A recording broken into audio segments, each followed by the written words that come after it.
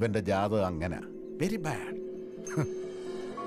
ചെറുപ്പം മുതലേ എന്റെ ലൈഫില് ആഹാ എന്ന് പറയുന്ന ഒറ്റ ദിവസം പോലും ഉണ്ടായിട്ടില്ല. നമ്മളൊക്കെ മിഡിൽ ക്ലാസ്സാ. നിന്റെ ജാതകം അങ്ങനെ വെരി ബാഡ്.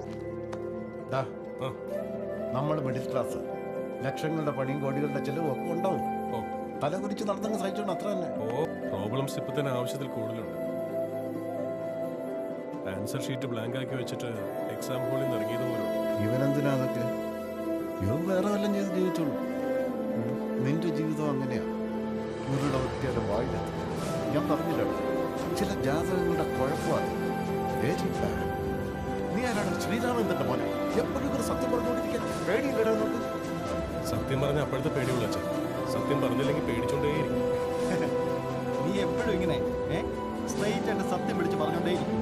അത് കള്ളം പറയാൻ തോന്നുമ്പോൾ തലവേദന എടുക്കും സർ. എന്നാൽ സത്യം പറഞ്ഞാലോ മറ്റുള്ളവർക്ക് തലവേദന ഉണ്ടാകുന്നത്. എന്നാലും എനിക്ക് സുഖമാണ് സർ.